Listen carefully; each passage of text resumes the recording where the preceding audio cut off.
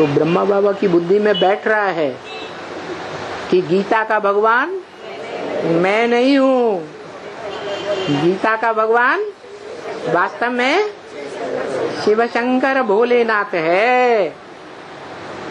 और इससे पहले की अव्यक्तवाणी में पिछले साल इशारा भी दे दिया कि तुम बच्चे जो स्मृति दिवस मनाते हो 18 जनवरी, वो सच्चा स्मृति दिवस नहीं है, बाप और बच्चे का मिलन का दिवस नहीं है।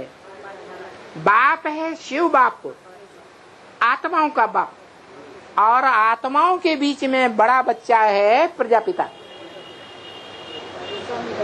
क्या? राम बाप, जो कृष्ण को जन्म देता है। वो राम बाप वाली आत्मा और शिव बाप वाली आत्मा दोनों ही बिंदु बन करके पहली बार उनका मिलन होता है 5 दिसंबर को। अव्यक्तवाणी बहुतों ने सुनी होगी।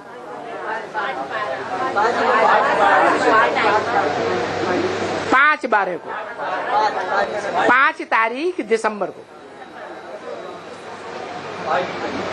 18 जनवरी स्मृति दिवस नहीं है। असली स्मृति दिवस वो है जब असली बाप दादा का मेल होता है। असली बाप दादा रामकृष्ण की आत्माएं नहीं है। असली बाप दादा शिव और दादा लेखराज ब्रह्मा की आत्मा नहीं है। असली बाप है आत्माओं का बाप शिव, और आत्माओं में बड़ा बच्चा, सारी मनुष्य सृष्टि की आत्माओं में बड़ा बच्चा राम बाप। दोनों आत्माएं समान स्टेज बनती है। शिव बाप तो सदा सर्वदा सदा शिव ज्योति बिंदु है ही, लेकिन आत्माओं के बीच में जो बड़ा भाई है राम बाप वाली आत्मा, वो पहले महादेव अभिमानी और वो अब आत्मा अभिमानी बनता है। कब? जब पहली बार आत्मज्ञान लेता है, बेसिक ज्ञान में आकर के आत्मा का परिचय मिलता है कि मैं आत्मा देह नहीं, मैं आत्मा ज्योति बिंदु हूँ, और मुझे ज्योति बिंदु आत्मा का बाप भी ज्योति बिंदु शिव है। दोनों का मिलन तब होगा जब दोनों समान होंगे। क्या दुनिया में भी जब मेल मिलाप करते हैं, विवाह करते हैं, वि माने विशेष, वाह माने वाह वाह। कैसी वाह वाह? दो समान मिलकर के जब बनते हैं, मिलते हैं, तो उसको कहा जाता है विवाह।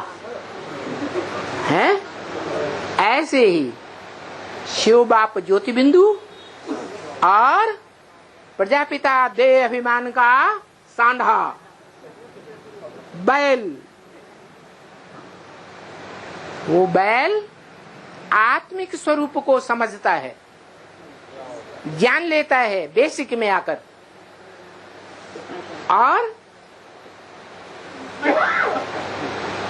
वो भी मन रूपी घोड़े वाला है या नहीं है।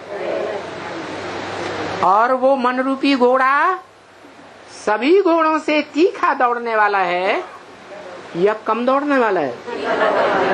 तीखा दौड़ने वाला है।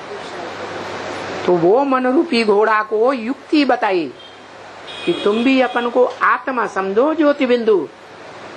क्या? देह को, देह के पदार्थों को, देह के संबंधियों को, देह के संपर्क में आने वालों को, सबको भूल जाओ, भूलते जाओ, भूलते जाओ। किसको याद करो? आत्मा के बाप को याद करो। इस दौड़ में तीखे जावेंगे फाउंडेशन पक्का पड़ेगा तो बिल्डिंग पक्की बनेगी। तो फाउंडेशन में ही वो आत्मा जो बड़े से बड़ा पुरुषार्थ है, 4 सब्जेक्ट में से याद का, वो फाउंडेशन में ही तीखा डाल देती है। मैं आत्मा ज्योति बिंदु, मेरा बाप ज्योति बिंदु।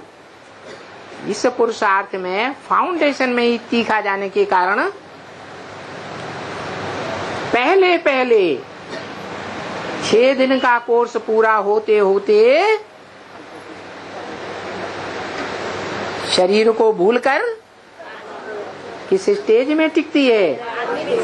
निराकारी आत्मिक स्टेज में टिकती है।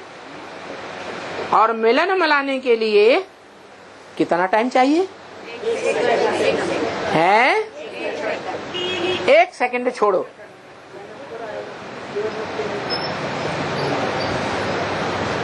दुनिया में बड़ा बाप और बड़ी अम्मा परिवार की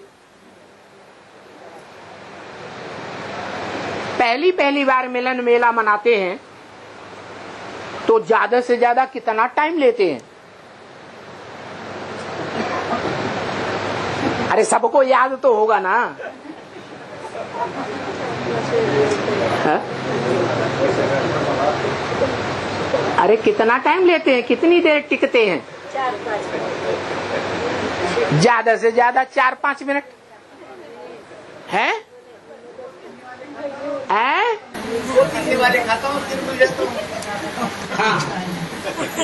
वो हद के निवाले और वो बेहद की इंद्रियों का निवाला भूल जाते हैं। 2-3 निवाले खाने में 2-3 मिनट।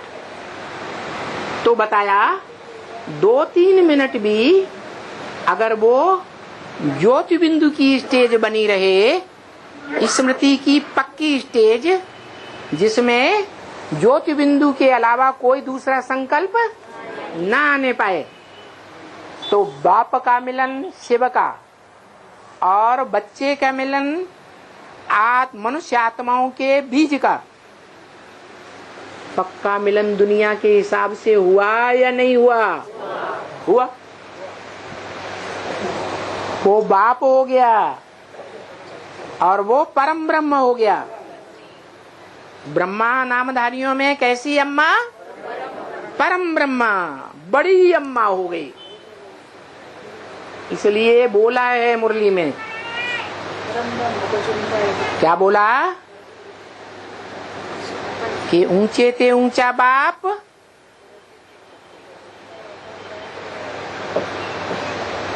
आशिक होकर आता है।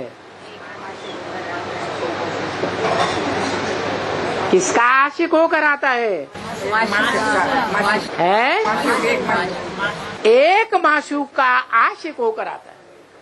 कौन है वो एक माशूक? मनुष्य सृष्टि का बीज वो माशूक है और वो माशूक है। वो आशिक है और वो माशूक है। तो वो कहता है जिसको मुझे ऊंचे से ऊंची आत्मा ने माशूक बनाया, तो तुम सबको भी क्या बनाना पड़े? तुम सबका भी वही माशूक है। क्या